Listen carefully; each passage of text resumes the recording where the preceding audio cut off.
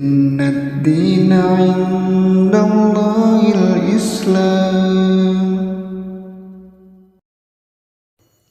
Saudaraku seiman yang dirahmati Allah, adapun kondisi moral di kota Mekah sebelum datangnya Nabi Shallallahu Alaihi Wasallam, orang-orang Mekah dikenal sebagai orang-orang yang suka minum khamar. Banyak sekali syair-syair jahiliyah yang isinya puji-pujian terhadap khamar, lantaran betapa mendarah dagingnya khamr di masyarakat Mekah saat itu.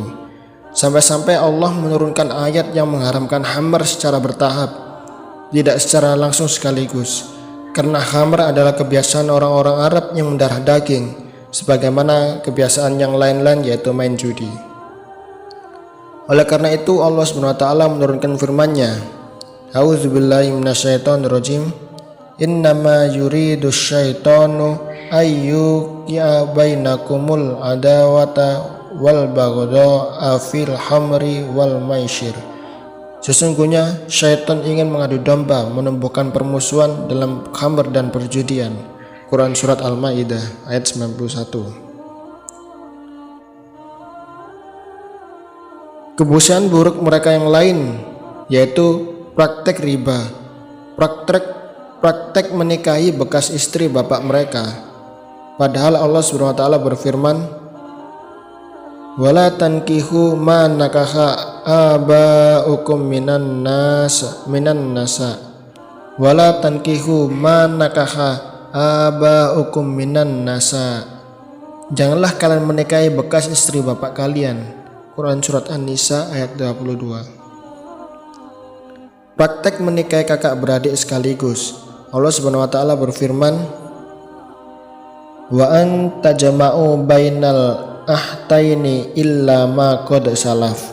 Diharamkan atas kamu mengawini dengan menghimpunkan dalam perkawinan dua perempuan yang bersaudara, kecuali yang terjadi pada masa lampau. Quran Surat An-Nisa ayat 23. Ada lagi bentuk keanehan menikah yang mereka lakukan, seperti yang diceritakan oleh Ummul Mukminin Ibunda Aisyah radhiyallahu taala anha. Aisyah berkata, sesungguhnya pernikahan pada zaman jahiliyah ada 4 model.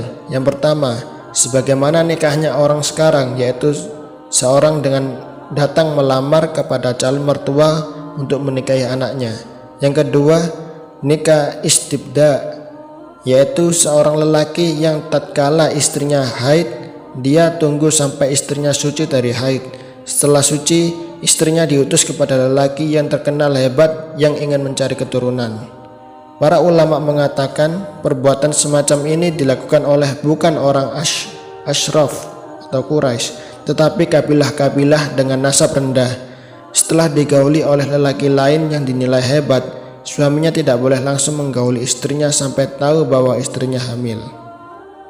Yang ketiga, nikah borongan, yaitu sekelompok orang lelaki kurang dari 10 orang, mereka mendatangi seorang wanita dan semuanya menggauli wanita tersebut. Setelah wanita itu hamil dan melahirkan, maka wanita itu boleh memilih siapa bapaknya dan lelaki itu tidak boleh menolak meskipun wajahnya mirip dengan lelaki yang lain. Yang keempat, pernikahan terhadap wanita pezina. Dahulu wanita pezina memiliki ciri khusus, terdapat bendera merah di rumahnya, mengisyaratkan bahwa dia siap dizinai. Maka datanglah banyak lelaki untuk menzinai dan akhirnya hamil lalu melahirkan. Kemudian dilihat wajah anaknya mirip dengan lelaki mana yang pernah menggaulinya, maka itulah bapaknya. Inilah model nikah yang pernah terjadi di zaman jahiliyah. Apa yang dituturkan Ibunda Aisyah radhiyallahu anha juga mengisyaratkan akan tersebarnya zina sebelum diutusnya Nabi Muhammad SAW. Saking tersebarnya sampai-sampai zina merupakan perkara biasa, bahkan menjadi tradisi di tengah-tengah mereka, sehingga tidak lagi dianggap sebagai kemungkaran di mata mereka. Telah menjadi kebiasaan mereka seorang lelaki yang memiliki kasih-kasih zina tanpa pernikahan. Allah mengisyaratkan hal tersebut dalam firman-Nya, A'udzubillahi minasyaitonirrajim, wal muhsanatu minal mu'minati wal muhsanatu minal ladzina utul kitaba min qablikum idza ataitumuhunna ujurahunna muhsinina ghaira musafihina wala muttahidi ahdan.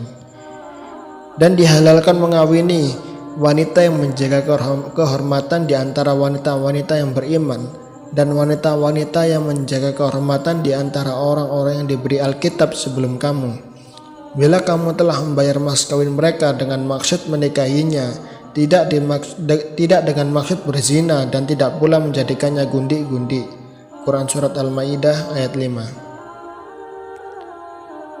Sebaliknya tersebar pula wanita yang bisa memiliki banyak pacar lelaki untuk berzinah dengan mereka tanpa hubungan akad nikah, sebagaimana yang Allah isyaratkan dalam firman-Nya, A'udzubillahi minasyaitonirrajim, fankihuhunna biizni ahlihinna wa atuhunna ujurahunna bil ma'rufi muhsanatin ghaira musafihatin wala muttahidati ahdan. Kawinilah mereka dengan seizin tuan mereka, dan berilah mas kawin mereka menurut yang patut, sedangkan mereka pun wanita-wanita yang memelihara diri, bukan pezina, dan bukan pula wanita yang mengambil laki-laki lain sebagai piaraannya. Quran Surat An-Nisa ayat 25. Bahkan sebagian wanita dipaksa untuk berzina. Demikian juga sebagian budak wanita yang dipaksa oleh majikannya untuk mencari penghasilan dengan berzina. Allah Subhanahu wa taala berfirman, A'udzubillahi minasyaitonirrajim.